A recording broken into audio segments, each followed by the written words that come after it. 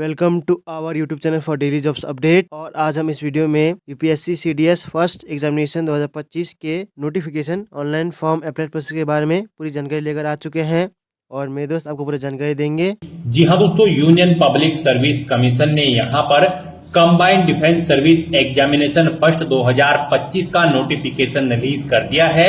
इसके तहत यहाँ पर 457 खाली पदों को भरा जाएगा। कैसे आप इसके लिए अपने फॉर्म अप्लाई कर सकते हो बिना कोई मिस्टेक किए हुए, इसकी पूरी जानकारी हम आपको स्टेप बाय स्टेप रजिस्ट्रेशन से लेकर प्रिंट तक देंगे। बस आपको इस वीडियो को स्किप के बिना शुरू से लेकर एंड तक देखना है। उसके बाद वीडियो पसंद आए तो इसे लाइक और शेयर कर दें। चैनल पर नए हो तो इसे सब्सक्राइब कर लें। साथ ही साथ गाइस, जिन कैंडिडेट को फॉर्म अप्लाई करते हुए प्रॉब्लम फेस हो रही है, उनकी सभी प्रॉब्लम्स का हल आपको इस वीडियो में मिल जाएगा और हम आपको बताएंगे कि कौन सी वो मिस्टेक है जिनके कारण आपका एप्लीकेशन फॉर्म यहाँ पर रिजेक्ट हो सकता है। तो आपको उन मिस्टेक को अवॉइड करना है। उसके लिए आपको एंड तक हमारे साथ इस वीडियो में बने रहना है। तो बिना कोई वक्त गंवाए चलिए शुरू करते हैं। आपको इस वीडियो के डिस्क्रिप्शन बॉक्स में हमारी वेबसाइट पेज का लिंक मिल जाएगा। यहाँ पर आपको यूपीएससी सीडीएस फर्स्ट एग्जामिनेशन 2025 की सभी डिटेल्स प्रोवाइड कर दी गई है। Union Public Service Commission UPSC ने Combined Defence Service CDS first examination 2025 के लिए नोटिफिकेशन रिलीज कर दिया है। टोटल इसके अंतर्गत 457 वैकेंसीज को भरा जाएगा। इसमें इंडियन मिलिट्री एकेडमी में 100 वैकेंसी निकली है, इंडियन नेवल एकेडमी में 32 वैकेंसी है, एयरफोर्स एकेडमी में भी 32 वैकेंसी है और ऑफिसर ट्रेनिंग एकेडमी के अंतर्गत 293 वैकेंसी को भरा जाएगा। डेट की अगर बात करें तो इसके लिए आप 31 दिसंबर 2024 तक अपने फॉर्म अप्लाई कर सकते हो। ग्रेजुएट डिग्री धारक कैंडिडेट और इंजीनियरिंग डिग्री धारक कैंडिडेट यहां पर अप्लाई कर सकते हैं।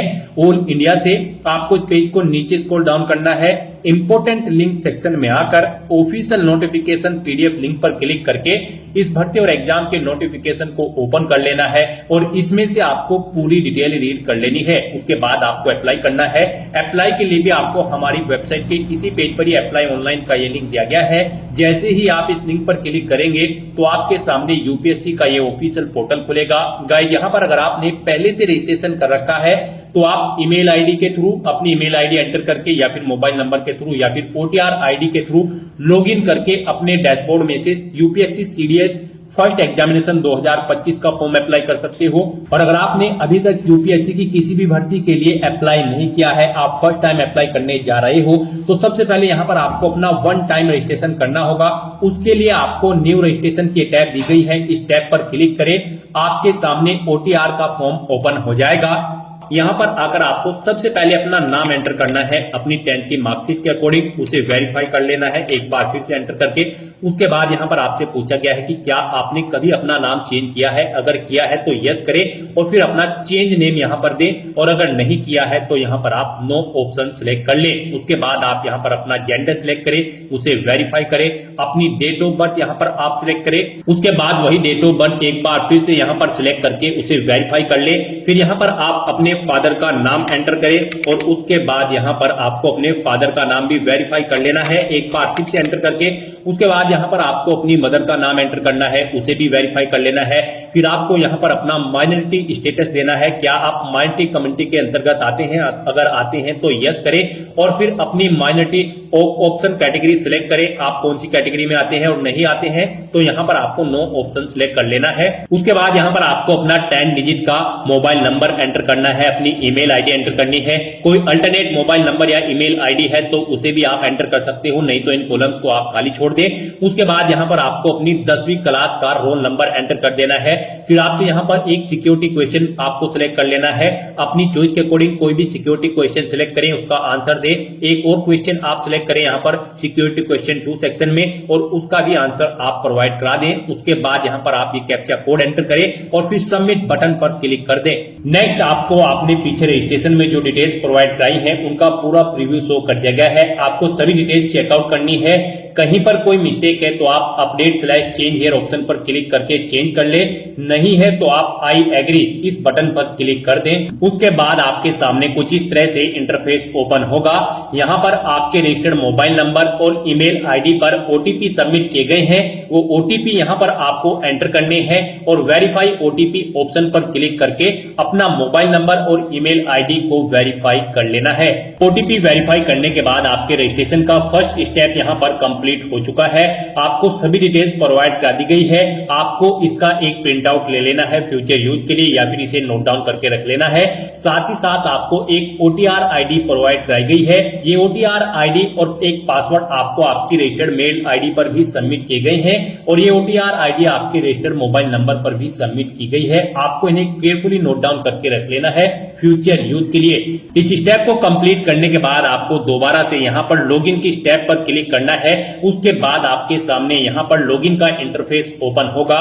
गाइस यहां पर आप ओटीआर आईडी के थ्रू लॉगिन कर सकते हैं या फिर मोबाइल नंबर के थ्रू या फिर ईमेल आईडी के थ्रू। ईमेल आईडी के थ्रू अगर आप लॉगिन करना चाहते हैं तो यहां पर आप अपनी ईमेल आईडी एंटर करें। उसके बाद गेट ओटीपी ऑप्शन पर क्लिक करें। आपकी ईमेल आईडी पर एक ओटीपी आएगा, वो ओटीपी आप यहां पर एंटर करें या फिर आप अपना पासवर्ड एंटर करें। जो पासवर्ड आपकी रजिस्टर्ड ईमेल आईडी पर आया है ये सिक्योरिटी कोड यानी कि वेरिफिकेशन कोड आप यहां पर एंटर करें और लॉगिन की स्टेप पर क्लिक करके लॉगिन करें या फिर आप मोबाइल नंबर के थ्रू यहां पर लॉगिन कर सकते हैं। आप अपना मोबाइल नंबर एंटर करें, गेट ओटीपी ऑप्शन पर क्लिक करें, एक ओटीपी आएगा, वो ओटीपी आप यहां पर एंटर करें और या फिर आप अपना पासवर्ड एंटर करके ये वेरिफिकेशन कोड यहां पर एंटर करके लॉगिन कर ले।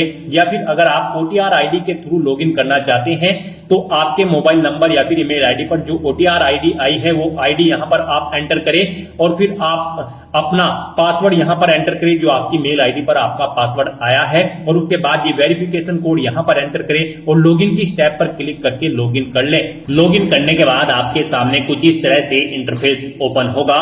यहां पर अगर आप कुछ चेंज करना चाहते हैं अपने रजिस्ट्रेशन में जैसे कि अपने जेंडर में तो क्लिक टू चेंज जेंडर इस ऑप्शन पर क्लिक करें और अपना जेंडर चेंज कर ले।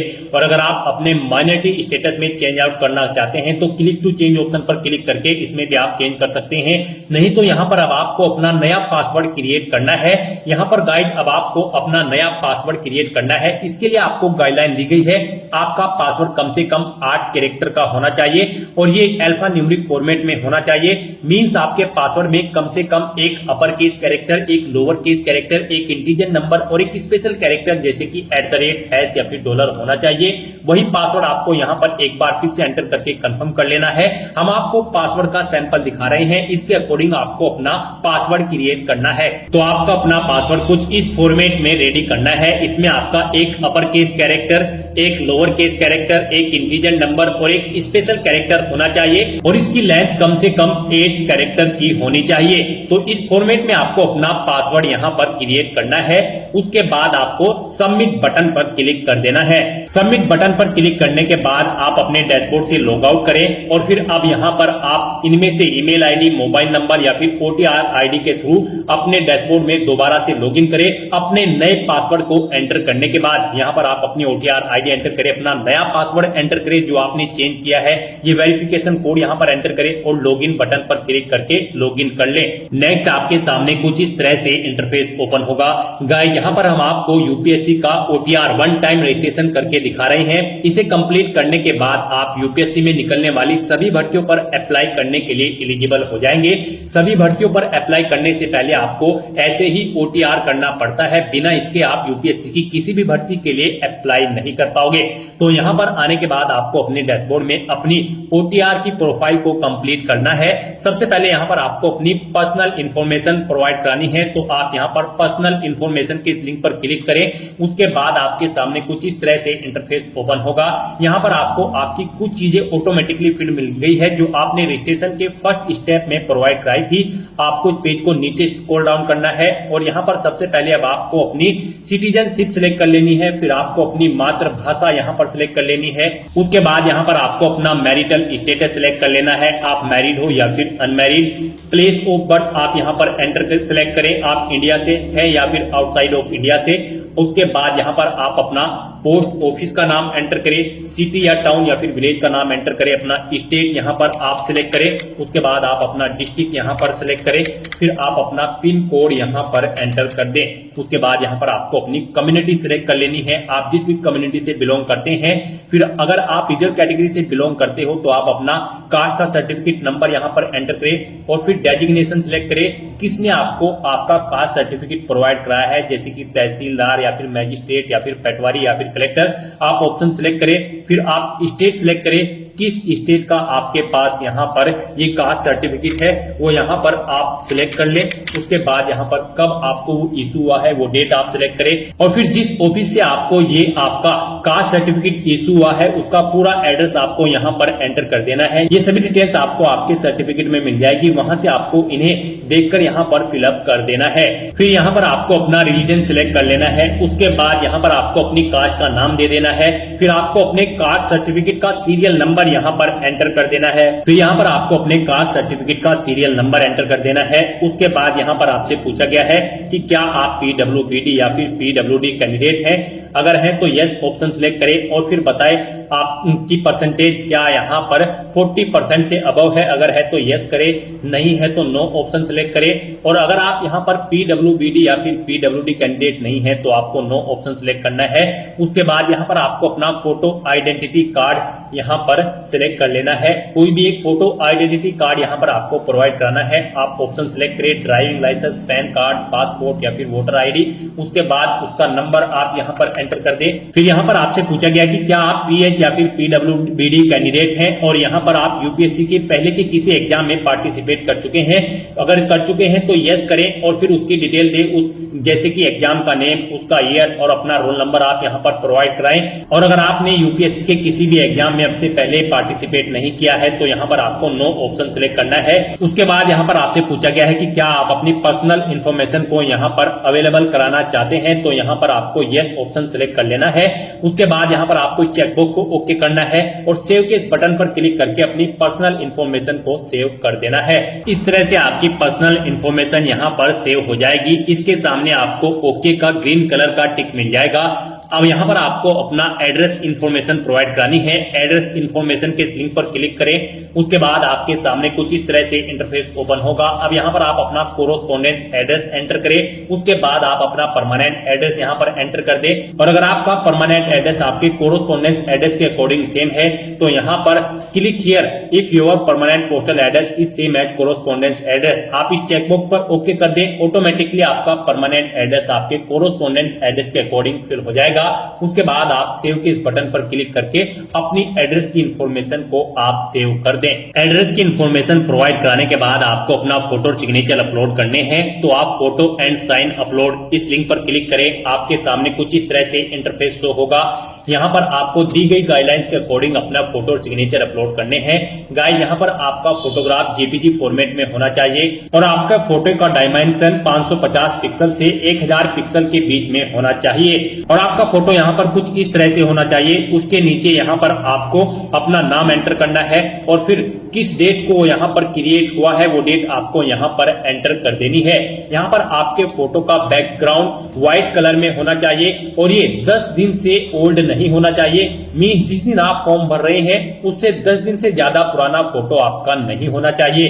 तो यहाँ पर आपको चूज फाइल बटन पर क्लिक करना है, फाइल को सिलेक्ट कर लेना है और अपना फोटो यहाँ पर आपको अपलोड कर देना है। अपना फोटो सिलेक्ट करने के बाद आपको चेकबॉक्स को ओके करना है और फिर आपको सेव बटन पर क्लिक कर देना है। और अगर आपका फोटो यहाँ पर बड़ा या छोटा है, आप उसे रिसाइज करना चाहते हैं, तो यहाँ पर आप क्लिक हियर के इस लिंक पर क्लिक करें। यहाँ पर आपको पूरी गाइडलाइन दी गई है कैसे आप अपना फोटो यहाँ पर रिसाइज कर सकते हैं। यहाँ पर आपको अपने कंप्यूटर में MS पेंट ओपन कर लेना है, उसमें अपना फोटो इंपोर्ट कर लेना है और इन इंस्ट्रक्शंस को फॉलो करते हुए आपको अपना फोटो यहाँ पर रिसाइज कर लेना है। आप अपना फोटो इन इंस्ट्रक्शंस को फॉलो करते हुए रिसाइज कर सकते हैं, उसे बड़ा या छोटा आप कर सकते हैं। अपना फोटो इस तरह से अपलोड करने के बाद अब आपको सिग्नेचर की स्टेप पर क्लिक करना है और अपने सिग्नेचर भी आपको यहाँ पर गाइडलाइन के अकॉर्डिंग ही अपलोड करने हैं। आपके सिग्नेचर भी जेपीजी फॉर्मेट में होने चाहिए। डायमेंशन इनकी 350 पिक्सल से 550 पिक्सल के बीच में होनी चाहिए और इनका साइज 20 से 300 केबी के बीच में होना होना चाहिए। तो यहाँ पर अब आपको अपने सिग्नेचर अपलोड करने हैं। इसके लिए भी आपको चूज फाइल बटन पर क्लिक करना है, फाइल को सिलेक्ट कर लेना है और अपने सिग्नेचर्स को यहाँ पर आपको अपलोड कर देना है। सिग्नेचर की फाइल सिलेक्ट करने के बाद आपको इस चेकबॉक्स को ओके करना है और सेव के इस बटन पर क्लिक करके अपने सिग्नेचर को भी अपलोड कर देना है।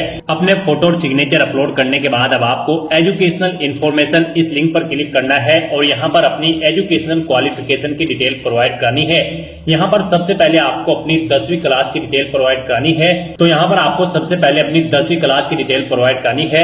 यहाँ पर आप अपनी क्लास या डिवीजन बताएं या फिर ग्रेड जो भी आपने 10वीं क्लास में ऑब्टेन की है। जैसे कि अगर आपने फर्स्ट डिवीजन ऑब्टेन की है तो यहाँ पर फर्स्ट एंटर करें। उसके बाद आपने कितने परसेंट मार्क्स ऑब्टेन किए हैं वो यहाँ पर आप एंटर करें। सीजीपीए में स्कोर है तो यहाँ पर आप अपना सीजीपीए दें, कितने में से कितने आपका सीजीपीए है। उसके बाद पासिंग ऑफ ईयर आप प्रोवाइड कराएं, कब आपने अपना 10वीं का एग्जाम पास आउट किया है, कौन कौन से सब्जेक्ट है यहाँ पर आप एंटर करें। यहाँ पर आपको अपने सभी सब्जेक्ट के नाम एंटर कर देने हैं बिना कोई स्पेशल कैरेक्टर यूज किए हुए, जैसे कि कोमा वगैरह आपको यहाँ पर नहीं लगाना है। और अपने सभी सब्जेक्ट्स का नाम यहाँ पर आपको स्पेस देकर एंटर कर देना है। उसके बाद यहाँ पर आपको स्कूल का नाम देना है जिससे आपने अपनी 10वीं क्लास पास आउट की है। फिर बोर्ड या यूनिवर्सिटी का नाम देना है जिससे आपने अपनी 10वीं क्लास पास आउट की है। उसके बाद आपको सेव के इस बटन पर क्लिक करके अपनी ये सभी डिटेल सेव कर देनी है। 10th क्लास की डिटेल प्रोवाइड कराने के बाद आपको अपनी 12th क्लास की डिटेल यहाँ पर प्रोवाइड करानी है। तो यहाँ पर आप अपनी 12th आपने अगर कंप्लीट कर ली है तो कंप्लीटेड ऑप्शन सिलेक्ट करें और फिर उसकी डिटेल दें। और अगर आप यहाँ पर अपीयर है तो यहाँ पर आप अपीयरिंग ऑप्शन सिलेक्ट करें। उसके बाद यहाँ पर कोई डिटेल आपको प्रोवाइड नहीं करानी है। तो यहाँ पर अगर आप अपनी 12th कंप्लीट कर चुके हैं तो आपको कंप्लीटेड ऑप्शन सिलेक्ट करना है और अपनी 12th की डिटेल को यहाँ पर प्रोवाइड कराना है। यहाँ पर भी आपको सबसे पहले क्लास या डिवीजन बतानी है जो आपने 12th क्लास में ऑब्टेन की है, कितने परसेंट मार्क्स आपने ऑब्टेन किए हैं वो भी आपको एंटर करना है। सीजीपीए में अगर स्कोर है तो कितने में से कितने सीजीपीए आपने ऑब्टेन किया है वो यहाँ पर आप एंटर कर दें। ईयर ऑफ पासिंग यहाँ पर आप देख कब आपने पास आउट की है अपनी 12वीं क्लास। फिर यहाँ पर आपको अपने सब्जेक्ट के नेम एंटर करने हैं बिना कोई स्पेशल कैरेक्टर यूज किए हुए, यानी कि कोमा वगैरह आपको यहाँ पर नहीं यूज करना है। बस आपको अपने सभी सब्जेक्ट के नाम यहाँ पर एंटर कर देने हैं। उसके बाद यहाँ पर आपको अपने स्कूल या कॉलेज का नाम देना है जिससे आपने अपनी 12वीं क्लास पास आउट की है। बोर्ड का नाम देना है जिससे आपने अपनी 12वीं क्लास पास आउट की है और सेव के इस बटन पर क्लिक करके आपको अपनी डिटेल सेव कर देनी है। अपनी 12th क्लास की डिटेल सेव करने के बाद अगर आपने ग्रेजुएशन या फिर पोस्ट ग्रेजुएशन कर रखी है तो आप उसकी डिटेल भी प्रोवाइड करा सकते हैं। यहाँ पर ये यूपीएससी का ओटीआर है, वन टाइम रजिस्ट्रेशन। तो यहाँ पर आपकी जितनी भी मैक्सिमम क्वालिफिकेशन है वो यहाँ पर आप एंटर कर दें, क्योंकि इस भर्ती के बाद आगे भी अगर यूपीएससी की कोई भर्ती निकलती है और उसमें कोई और क्वालिफिकेशन रिक्वायर्ड है तो फिर आपको उसकी जरूरत नहीं पड़ेगी एंटर करने की। तो यहाँ पर आपकी जो भी मैक्सिमम क्वालिफिकेशन है आप उसकी डिटेल प्रोवाइड कराएं, क्योंकि यहाँ पर ओटीआर आपका एक बार होता है यूपीएससी का। तो आपको यहाँ पर अपनी सभी क्वालिफिकेशन की डिटेल प्रोवाइड करा देनी है। जैसे कि अगर आपने ग्रेजुएशन कंप्लीट कर ली है तो आप कंप्लीटेड ऑप्शन सिलेक्ट करें, या फिर अपीयर हो तो अपीयर ऑप्शन सिलेक्ट करें। अगर आपने यहाँ पर अपनी ग्रेजुएशन कंप्लीट कर ली है तो उसकी डिटेल भी आपको सेम ऐसे ही प्रोवाइड करानी है। यहाँ पर आपको सबसे पहले बताना है आपने अपनी ग्रेजुएशन किस फील्ड में की है, यानी कि स्ट्रीम में की है, मेडिकल, इंजीनियरिंग या फिर साइंस में। आप ऑप्शन सिलेक्ट करें। अपनी ग्रेजुएशन की स्ट्रीम सिलेक्ट करने के बाद यहाँ पर आपको अपनी डिग्री सिलेक्ट करनी है, आपने किस में अपनी डिग्री यहाँ पर कंप्लीट की है। उसके बाद यहाँ पर आपको अपनी डिग्री की डिवीजन बतानी है या फिर क्लास बतानी है। आपने फर्स्ट क्लास में ऑब्टेन की है या फिर सेकंड में या फिर थर्ड में, कितने परसेंट मार्क्स आपने ऑब्टेन किए हैं वो एंटर करें। सीजीपीए में अगर स्कोर है तो वो आप एंटर कर दे। कब आपने पास आउट की है वो यहाँ पर आप एंटर करें। फिर सब्जेक्ट कौन कौन से थे वो यहाँ पर आप एंटर कर दे बिना कोई स्पेशल कैरेक्टर यूज किए हुए।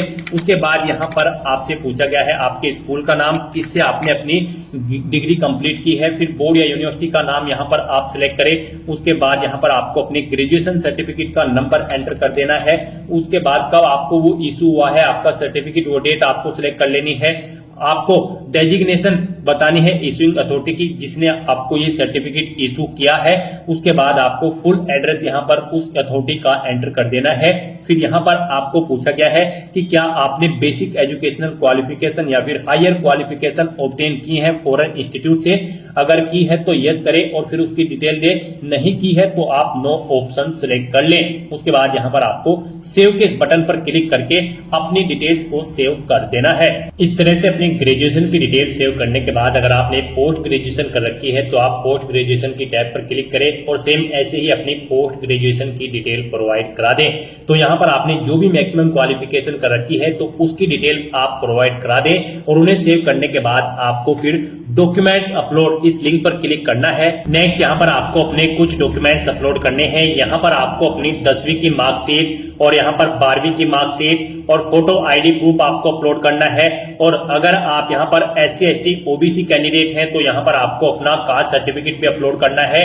फिर यहाँ पर अगर आप एज में रिलेक्शन चाहते हैं तो अपने एज रिलेक्शन का क्लेम सर्टिफिकेट अपलोड कर दें। हिल एरिया से अगर आप बिलोंग करते हो तो हिलिंग सर्टिफिकेट आपको अपलोड करना होगा। अगर आप अरुणाचल प्रदेश, मणिपुर, मेघालय, मिजोरम या फिर नागालैंड या फिर सिक्किम से हैं। अगर आपने पोस्ट ग्रेजुएशन से ऊपर भी यहाँ पर कोई हायर क्वालिफिकेशन कर रखी है तो उसके डॉक्यूमेंट सर्टिफिकेट आपको अपलोड करने हैं। अचीवमेंट अगर आपके पास है किसी फील्ड में या फिर अवार्ड आपने जीता है तो उसके डॉक्यूमेंट भी आप अपलोड कर सकते हैं। यहाँ पर जिनके ऊपर रेड कलर का स्टार बना हुआ है वो डॉक्यूमेंट आपको यहाँ पर जरूर अपलोड करने हैं। आपका डॉक्यूमेंट्स यहाँ पर PDF फॉर्मेट में होने चाहिए और उनका मैक्सिमम साइज 1 MB रखा गया है। आपको चूज फाइल बटन पर क्लिक करना है, फाइल को सिलेक्ट कर लेना है और 1 by 1 करके अपने इन सभी डॉक्यूमेंट्स को आपको अपलोड कर देना है। अपने इन सभी डॉक्यूमेंट्स को सक्सेसफुली अपलोड करने के बाद आपको पेरेंटल इंफॉर्मेशन इस लिंक पर क्लिक कर देना है। उसके बाद आपके सामने कुछ इस तरह से इंटरफेस ओपन होगा। अब यहाँ पर आपको अपने गार्जियंस, अपने फादर और मदर की इंफॉर्मेशन प्रोवाइड करनी है। सबसे पहले आपको अपनी फादर की इंफॉर्मेशन प्रोवाइड करानी है। उनकी नेशनलिटी आप सिलेक्ट करें, फिर उनका प्रोफेशन आप यहाँ पर सिलेक्ट कर लें। उसके बाद यहाँ पर आपको उनका एड्रेस एंटर करना है। आप उनका एड्रेस एंटर कर दें या फिर अगर उनका एड्रेस आपके एड्रेस के अकॉर्डिंग सेम है तो यहाँ पर आप कोरोस्पोंडेंस एड्रेस या फिर परमानेंट एड्रेस आपके जिस भी एड्रेस से सेम है यहाँ पर आप उस लिंक पर क्लिक कर दें। ऑटोमेटिकली उनका एड्रेस भी आपके एड्रेस के अकॉर्डिंग फिल हो जाएगा। और अगर आपके फादर यहाँ पर सर्विस में हैं या फिर रिटायर्ड हो चुके हैं तो उनकी पोस्ट का नाम यहाँ पर आपको एंटर करना है। उनकी एनुअल इनकम यहाँ पर आपको एंटर करनी है। फिर यहाँ पर वो कौन से स्टेट से बिलोंग करते हैं वो स्टेट आपको सिलेक्ट कर लेना है। डिस्ट्रिक्ट सेलेक्ट कर लेना है उनका। और इस तरह से अपनी डिटेल्स फिल करने के बाद आपको सेव बटन पर क्लिक करके अपने फादर की डिटेल को सेव कर देना है। और उसके बाद आपको मदर इंफॉर्मेशन इस टैब पर क्लिक करके अपनी मदर की इंफॉर्मेशन भी सेम ऐसे ही यहाँ पर आपको प्रोवाइड करानी है। मदर की इंफॉर्मेशन में भी आपको सबसे पहले अपनी मदर की नेशनलिटी सिलेक्ट कर लेनी है, उनका प्रोफेशन आपको सिलेक्ट कर लेना है और उनका एड्रेस भी आप यहाँ पर एंटर कर सकते हो। नहीं तो यहाँ पर आप कोरोस्पोंडेंस या फिर परमानेंट एड्रेस या फिर फादर एड्रेस ऑप्शन सिलेक्ट करके इन्हीं का एड्रेस यहाँ पर फिल हो जाएगा। जिस भी लिंक पर आप क्लिक करेंगे उसके बाद अगर वो यहाँ पर कार्यरत है यानी कि सर्विस करती हैं या फिर रिटायर्ड हो चुकी है तो उनकी पोस्ट का नाम यहाँ पर आप एंटर कर दें। उनकी एनुअल इनकम कितनी है वो यहाँ पर आप एंटर कर दें। नहीं है तो आप नॉट एप्लीकेबल यहाँ पर एंटर कर सकते हैं। और अगर एनुअल इनकम नहीं है तो यहाँ पर आप 0 एंटर कर सकते हैं। उसके बाद आपकी माता किस स्टेट से बिलोंग करती है यहाँ पर आप उस स्टेट का नाम सिलेक्ट करें। उसके बाद डिस्ट्रिक्ट सिलेक्ट करें और फिर उनकी ये डिटेल सेव के इस बटन पर क्लिक करके सेव कर दें। नेक्स्ट यहाँ पर आपको अपनी एम्प्लॉयमेंट इंफॉर्मेशन प्रोवाइड करानी है। आपको एम्प्लॉयमेंट इंफॉर्मेशन के इस लिंक पर क्लिक करना है। उसके बाद आपके सामने कुछ इस तरह से इंटरफेस ओपन होगा। यहाँ पर आपसे पूछा गया है आप सेंट्रल गवर्नमेंट के एम्प्लॉय हैं या फिर स्टेट गवर्नमेंट में आपने सर्विस की है या फिर PSU में या फिर किसी प्राइवेट सेक्टर में या फिर किसी अदर में आप ऑप्शन सिलेक्ट करें और फिर उसकी डिटेल दें। और अगर आप एम्प्लॉय नहीं है आपको यहाँ पर नॉट एम्प्लॉयड ऑप्शन सिलेक्ट करना है और फिर आपको यहाँ पर नो ऑप्शन सिलेक्ट करने हैं और सेव बटन पर क्लिक कर देना है। इस तरह से आपकी एम्प्लॉयमेंट इंफॉर्मेशन यहाँ पर सेव हो जाएगी। उसके बाद आपको UPSC एग्जामिनेशन इंफॉर्मेशन इस लिंक पर क्लिक करना है। उसके बाद आपके सामने कुछ इस तरह से इंटरफेस ओपन होगा। यहाँ पर आपसे पूछा गया है कि क्या आपको UPSC ने कभी एग्जाम में बैठने से रोका है। अगर रोका है तो यस करें और फिर उसकी डिटेल दे। नहीं रोका है तो यहाँ पर आप नो ऑप्शन सिलेक्ट कर ले। फिर आपसे पूछा गया है कि क्या आप यूपीएससी के प्रीवियस ईयर के एग्जामिनेशन में भी पार्टिसिपेट किए हैं? अगर किए हैं तो यस करें और फिर उसकी डिटेल दें, नहीं किए हैं तो आप नो ऑप्शन सिलेक्ट कर लें। और फिर आपसे पूछा गया कि लास्ट के कुछ ईयर में आपने सिविल सर्विस एग्जामिनेशन में पार्टिसिपेट किया है और आपको सर्विस या फिर पोस्ट ऑफर्ड हुई है? अगर हुई है तो यस करें और उसकी डिटेल दें, नहीं हुई है तो आपको नो ऑप्शन सिलेक्ट कर लेना है। इस तरह से अपनी डिटेल्स फिल करने के बाद अब आपको सेव के इस बटन पर क्लिक करना है, अपनी इस डिटेल को सेव कर देना है और फिर आपको achievement, prizes, medals and other इस लिंक पर क्लिक कर देना है और यहाँ पर अपनी अचीवमेंट्स की डिटेल आपको प्रोवाइड करानी है। यहाँ पर अगर आपने यूनिवर्सिटी या फिर स्टेट या फिर नेशनल लेवल पर किसी गेम में पार्टिसिपेट किया है और आपको कोई प्राइज या फिर मेडल या फिर स्कॉलरशिप मिली है तो यहाँ पर आप उसकी डिटेल दे सकते हैं। स्पोर्ट में अगर आपके पास एनसीसी या फिर अदर है तो आप यहाँ पर उसकी डिटेल दें और अगर आपने कोई पोजीशन डिस्ट्रिक्शन लीडरशिप हासिल की है स्कूल या कॉलेज में, उसकी डिटेल प्रोवाइड करा दें। कोई अदर एक्स्ट्रा करिकुलम एक्टिविटीज आपने की है तो उसकी डिटेल प्रोवाइड करा सकते हैं। तो इस तरह से यहाँ पर आपको अपने इन अचीवमेंट्स की, प्राइजेस की, मेडल्स की डिटेल यहाँ पर प्रोवाइड करानी है। अगर आपने अचीवमेंट्स यहाँ पर ऑब्टेन किए हैं, नहीं किए हैं तो आप इनको खाली छोड़ सकते हैं। फिर यहाँ पर आपसे पूछा गया है कि क्या आपके पास यहाँ पर 5 एकड़ एग्रीकल्चर लैंड है और यहाँ पर आपका रेजिडेंशियल फ्लैट 1000 स्क्वायर मीटर से ज्यादा है या फिर रेजिडेंशियल प्लॉट आपका 100 स्क्वायर यार्ड से अबव है या फिर आपका रेजिडेंशियल प्लॉट यहाँ पर 200 स्क्वायर यार्ड या फिर उससे अबव है। अगर इनमें से कोई भी ऑप्शन है तो आप यस ऑप्शन सेलेक्ट करें, नहीं तो नो ऑप्शन सेलेक्ट करें। फिर यहाँ पर आपको अपनी लैंग्वेज की डिटेल प्रोवाइड करानी है। कौन कौन सी लैंग्वेज आप जानते हैं, जैसे कि हिंदी, और उसे आप रीड, राइट, स्पीक और जो भी जानते हैं यहाँ पर आप ऑप्शन सेलेक्ट करें और फिर एग्जामिनेशन आपने कौन सा पास आउट किया है वो एग्जामिनेशन आप यहाँ पर एंटर कर दें। इस तरह से यहाँ पर आपको अपनी लैंग्वेज की डिटेल प्रोवाइड करनी है। अगर आप एक से ज्यादा लैंग्वेज जानते हैं तो यहाँ पर ऐड के इस बटन पर क्लिक करें, फिर यहाँ पर आप अपनी दूसरी लैंग्वेज सेलेक्ट करें और उसकी डिटेल दें। इस तरह से अपनी लैंग्वेज की डिटेल आपको यहाँ पर प्रोवाइड करनी है और फिर आपको सेव के इस बटन पर क्लिक करके अपनी डिटेल सेव कर देनी है। इस तरह से आपके वन टाइम रजिस्ट्रेशन की प्रोफाइल आपकी कंप्लीट हो जाएगी। यहाँ पर इन सभी ऑप्शन के सामने आपको ग्रीन कलर का ओके का टिक मिल जाएगा। तो यहाँ पर आपकी ओटीआर की प्रोफाइल कंप्लीट हो चुकी है। गाइस, यहाँ पर ओटीआर कंप्लीट करने के बाद आपको यूपीएससी की भर्तियों के लिए अप्लाई करना है। उसके लिए आपको लेटेस्ट नोटिफिकेशन की स्टेप पर क्लिक करना है। उसके बाद यहाँ पर यूपीएससी की जितनी भी भर्तियां यहाँ पर करंट में रनिंग में होगी उनकी लिस्ट यहाँ पर आपको दे दी जाएगी। गाइस, हम यहाँ पर आपको यूपीएससी सीडीएस फर्स्ट एग्जामिनेशन 2025 की भर्ती के लिए अप्लाई करके दिखा रहे हैं। तो यहाँ पर आपको एग्जामिनेशन परीक्षा में combined Defence service examination first 2025 के सामने यहाँ पर आकर आपको क्लिक हियर फॉर पार्ट 1 भाग 1 के लिए यहाँ क्लिक करें। आपको इस लिंक पर क्लिक कर देना है। उसके बाद आपके सामने ये इंस्ट्रक्शंस ओपन होंगे, आपको इन्हें केयरफुली रीड करना है, पेज को नीचे स्क्रॉल डाउन करना है और फिर यहाँ पर आपको यस हाँ इस ऑप्शन पर क्लिक कर देना है। उसके बाद आपको ओके करना है। नेक्स्ट यहाँ पर आपकी सभी डिटेल्स आपके ओटीआर वन टाइम रजिस्ट्रेशन पे आपने जो डिटेल्स प्रोवाइड कराई थी उनसे पिकअप कर ली गई है। अब यहाँ पर आपको आई hereby declare that all the details given above are true इस चेकबॉक्स को ओके करना है और फिर आपको आई एग्री इस ऑप्शन पर क्लिक कर देना है। इस तरह से यहाँ पर आप पार्ट 1 के लिए सक्सेसफुली अप्लाई कर चुके हो। अब आपको पार्ट 2 के लिए अप्लाई करना है। अब यहाँ पर आप क्लिक हियर फॉर पार्ट 2 इस लिंक पर क्लिक कर दें। उसके बाद आपके सामने कुछ इस तरह से इंटरफेस ओपन होगा। आपको पेज को नीचे स्क्रॉल डाउन करना है। यहाँ पर भी आपकी मोस्टली सभी डिटेल्स आपके ओटीआर वन टाइम रजिस्ट्रेशन से पिक कर ली गई है।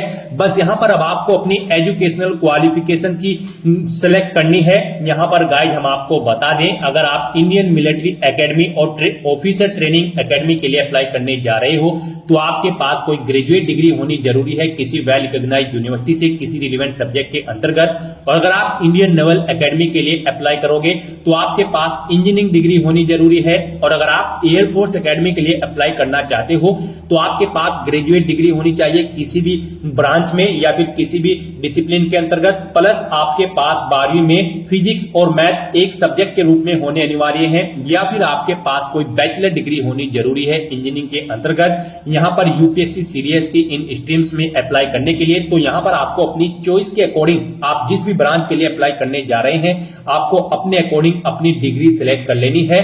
उसके बाद यहाँ पर आपको अपना फोन नंबर एंटर कर देना है। ये ऑप्शनल है, अगर आप करना चाहते हैं तो कर दें, नहीं तो आप इस कॉलम को खाली छोड़ दें। और उसके बाद आपको यहाँ पर कंटिन्यू / आगे बढ़ें इस ऑप्शन पर क्लिक कर देना है। नेक्स्ट आपके सामने कुछ इस तरह से इंटरफेस ओपन होगा। अब यहाँ पर आपको अपनी कोर्सेज की प्रेफरेंस देनी है। यहाँ पर अगर आप ऑफिसर ट्रेनिंग एकेडमी को फर्स्ट नंबर पर प्रेफरेंस देना चाहते हैं तो इसके सामने के बॉक्स में आपको 1 एंटर करना है, और अगर आप IMA इंडियन मिलिट्री एकेडमी को सेकंड प्रेफरेंस देना चाहते हैं तो इसके सामने आपको 2 एंटर कर देना है। तो इस तरह से आपको अपनी चॉइस के अकॉर्डिंग यहाँ पर अपने कोर्सेज की प्रेफरेंस देनी है। यहाँ पर गाइड प्रेफरेंस देते वक्त अगर आपकी qualification INA Indian naval academy या फिर किसी और कोर्स के लिए मैच नहीं करती है तो उसके सामने प्रेफरेंस में आपको 0 एंटर कर देना है। उसके बाद यहाँ पर आपसे पूछा गया है कि क्या आपके पास NCC का C प्रमाण पत्र सीनियर डिवीजन सेना, नौसेना, वायुसेना अकादमी है, मिलने की संभावना है या फिर मिलने की संभावना है। अगर है तो यहाँ पर आप सिलेक्ट करें कि आपके पास आर्मी का C प्रमाण पत्र है या फिर नेवी का या फिर एयरफोर्स का, आप ऑप्शन सिलेक्ट करें, और अगर नहीं है तो आपको नन ऑप्शन सिलेक्ट करना है।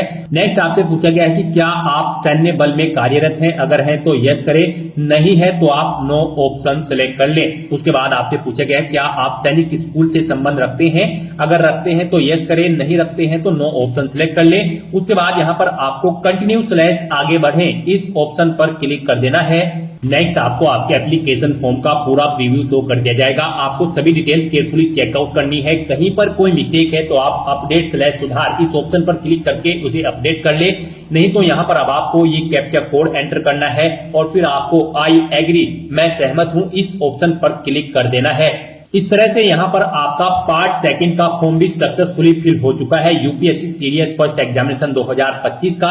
अब यहाँ पर आपको अपने फॉर्म की एक स्लिप प्रिंट कर लेनी है। प्रिंट स्लिप ऑप्शन पर क्लिक करने के बाद ये प्रिंट स्लिप आपकी रजिस्टर्ड ईमेल आईडी पर भी सबमिट कर दी गई है, वहां से भी आप इसे गेट कर सकते हो। तो यहाँ पर अब आपको लेटेस्ट नोटिफिकेशन की टैब पर क्लिक करना है। उसके बाद यहाँ पर आपको सीडीएस के इसी सेक्शन में आना है और यहाँ पर अब आपको centre selection and agreeing to declaration इस लिंक पर क्लिक करना है और अपने सेंटर्स का आपको सिलेक्शन कर लेना है। यहाँ पर आपको अपना परीक्षा केंद्र एग्जामिनेशन सेंटर सिलेक्ट करना है जहां पर आप एग्जाम में पार्टिसिपेट करना चाहते हो।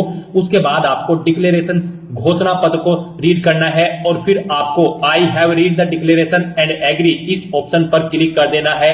उसके बाद यहाँ पर आपके सामने कुछ इस तरह से इंटरफेस ओपन होगा। यहाँ पर आपका एप्लीकेशन फॉर्म सक्सेसफुली फिल हो चुका है, उसके सभी स्टेप्स कंप्लीट हो चुके हैं। उसकी एक एक्नॉलेजमेंट स्लिप आपकी रजिस्टर्ड ईमेल आईडी पर भी सबमिट कर दी गई है, वहां से आप उसे गेट कर सकते हो। तो यहाँ पर अब आपको फॉर एप्लीकेशन स्टेटस एप्लीकेशन का स्टेटस चेकआउट करने के लिए इस लिंक पर क्लिक करना होगा। उसके बाद आपके सामने कुछ इस तरह से इंटरफेस ओपन होगा। अब यहाँ पर आप चेकआउट कर सकते हो कंबाइंड डिफेंस सर्विस एग्जामिनेशन के सभी स्टेटस। यहाँ पर पार्ट 1 का स्टेटस, पार्ट 2 का स्टेटस और पार्ट 3 का स्टेटस कंप्लीट हो चुका है। एप्लीकेशन स्टेटस भी आप चेकआउट कर सकते हो, आपका एप्लीकेशन का स्टेटस भी यहाँ पर कंप्लीट हो चुका है, यानी कि आप कंप्लीट रूप से सीडीएस फर्स्ट एग्जामिनेशन 2025 के लिए अप्लाई कर चुके हो। अब आप यहाँ पर क्लिक हियर के इस लिंक पर क्लिक करें और अपने एप्लीकेशन फॉर्म का एक हार्ड कॉपी प्रिंट आउट ले लें। इस लिंक पर क्लिक करने के बाद आपके सामने आपका फॉर्म ओपन हो जाएगा। यहाँ पर आप प्रिंट के इस बटन पर क्लिक करके अपने फॉर्म का एक हार्ड कॉपी प्रिंट आउट ले सकते हो फ्यूचर यूज के लिए। तो दोस्तों ऐसे आप यूपीएससी सीडीएस फर्स्ट 2025 एग्जामिनेशन के लिए अपने फॉर्म अप्लाई कर सकते हो बिना कोई मिस्टेक किए हुए। आज की इस वीडियो में बस इतना ही। आई होप ये वीडियो आपको पसंद आई होगी। अगर पसंद आई हो तो इसे लाइक और शेयर करें, चैनल पर नए हो तो इसे सब्सक्राइब कर लें। Thanks for watching.